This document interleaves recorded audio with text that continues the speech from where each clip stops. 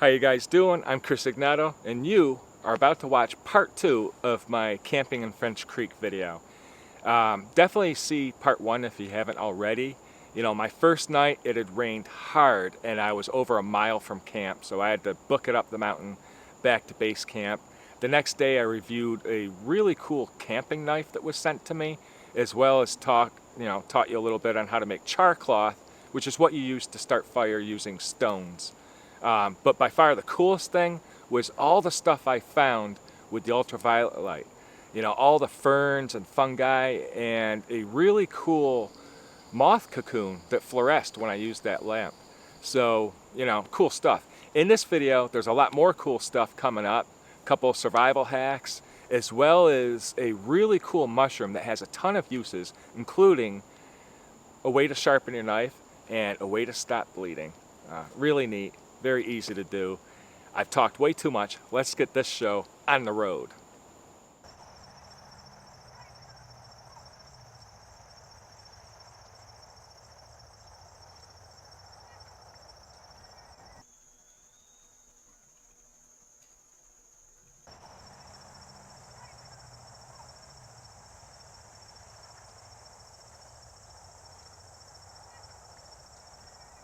So this is what everything looks like in normal light. You know, it's interesting how many things here are responsive to ultraviolet light. And it also makes me wonder, I mean, I've always wondered, what the world looks like to wildlife. You know, it probably looks a lot like something out of the movie Avatar, you know, the blue people. And it's just filled with color. I know for a fact that birds see, you know, beauty products and hair products and fabric softeners and all those things. They see them glowing different colors just by looking at us. I'm pretty sure that much of the wildlife out there is the same. I mean, flying squirrels fluoresce a little pinkish or yellowish under UV, and there's obviously a reason for that. They probably see that. It probably helps them find each other in the moonlight. Who knows? But what a world we live in. I have yet to understand, however, why some species of mushrooms and fungi fluoresce. You know, most of them don't attract pollinators, but some attract flies and things like that to, you know, spread the spores, like stinky squids and those types of mushrooms. But why do molds fluoresce? Some of them glow red or orange, yet to the naked eye they're white or imperceivable.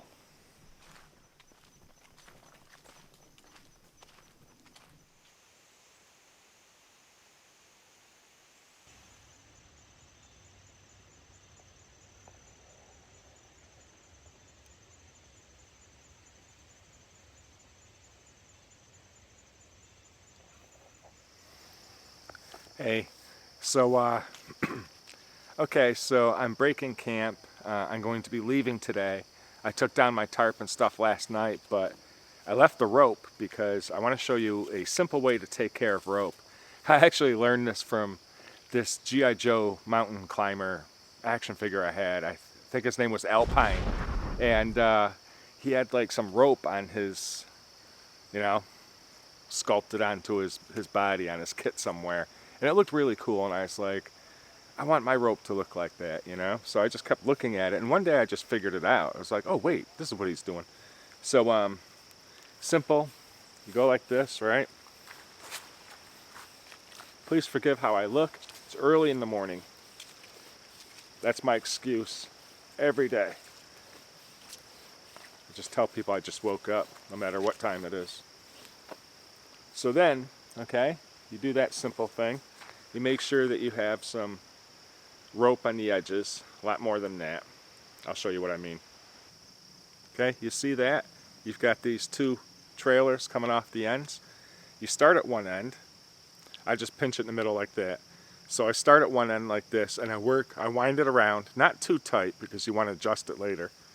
You want to work your way around towards the center. Pay attention to what direction you're going in, because you're going to go in the opposite direction for the other side. And you'll see why.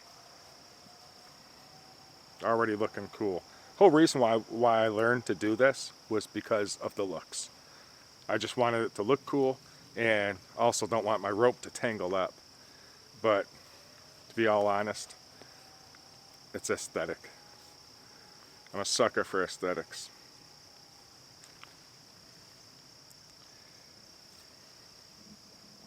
So now,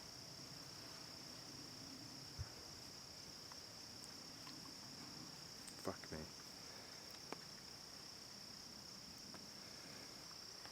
It's a nice morning right now. Temperature's just right and everything. Oh yeah. So now, you've got these two pieces.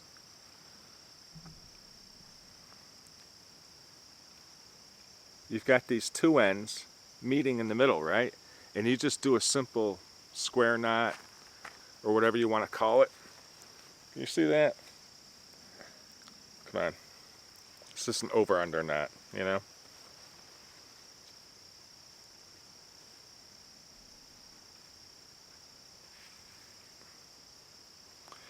And then you slide the, you clean it up a little bit. Usually I have less of a trailer at the end, but I'm doing a video and not paying attention to what I'm doing. But look at that. Look how awesome that looks. Okay? Looks really cool, doesn't it? Because that's what it's all about.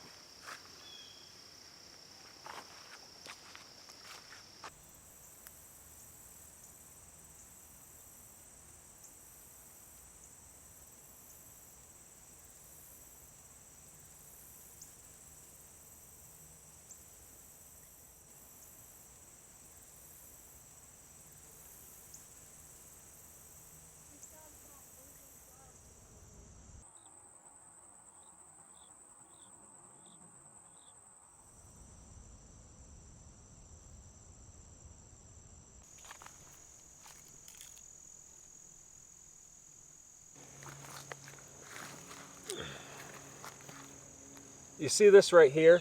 This is a birch polypore, and they don't necessarily grow on birch trees. I mean, they can grow on silver birch, aspen, black cherries, other similar trees. These things are really useful because, one, they have antibiotic or antimicrobial properties. They have other health benefits, within them. If you dry them the right way or get to the right part of them, they make a good tinder fungus or something for starting fires, right? However, well, there's another use. There's actually a couple of utilitarian uses that are very useful. Let me show you one of them now. So I'm just going to pop it off this log. You don't have to use a knife. You can just, bend it off. But there's a ton of them all the way along this log, so I'm not really doing too much of a disservice to Mother Nature here. But now, this part's a little tricky. I'm not very used to this knife. I usually use a thinner knife for this, and I've done this before and it's actually had positive results. So what I'm going to do is score it. Oh, this one's a little bit on the older side, so this might not work so well. And I'll show you why. The surface membrane of these birch polypores makes an incredible plaster or bandage. And you kind of want it to be a newer one, a fresher one, to get it to peel the way you want it to, because if it's in the right condition, you could just get the upper surface, just curl it up a little bit, and you could just peel it off and get this super thin layer. So, okay, I got a little layer started. And what I want to do now is try to carefully peel this off.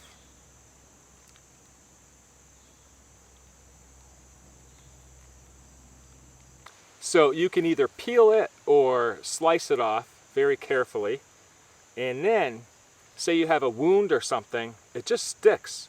You can literally just stick it on the surface of your skin and it'll adhere to your skin like so. And if you've got a wound, I mean, why else would you be doing it? I've experimented with this in the past where I had several wounds on my skin, obviously, and I applied some of this to two of them, and left the other two how they were. They were all from the same thing, I just don't remember what. And the two that I applied this stuff to actually healed quicker. They cleared up considerably faster than the ones that had no treatment whatsoever. Another cool thing about these Birch Polypores is, by the way, they often look like that when they're a little bit older. Sometimes they start off kind of round. But you can dry them and, you know, slice them into layers. I'll try to show you that later on.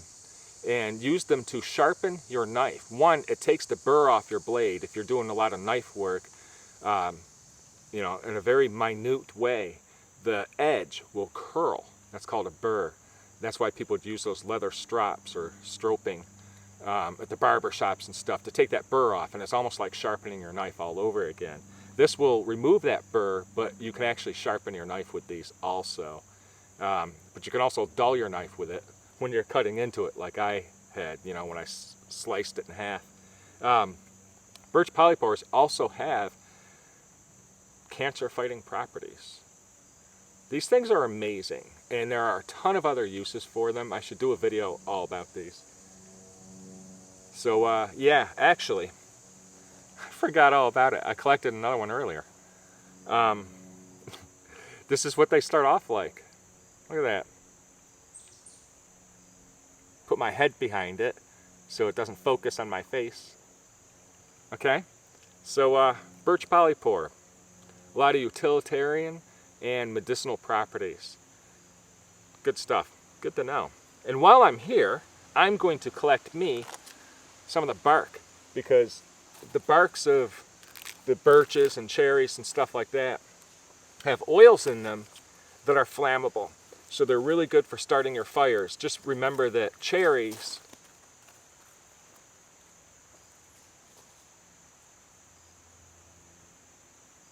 was that caught on film?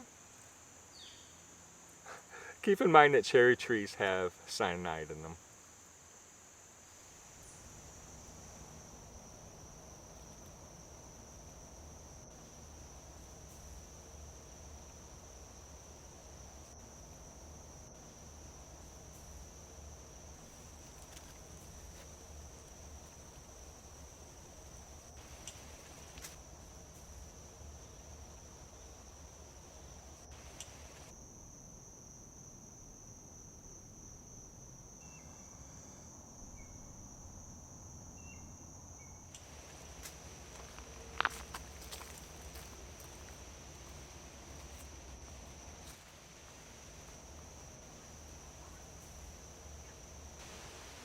So it's been a really nice few days. The last couple of nights were a little bit chilly. The first night, a lot of rain and a bit warmer.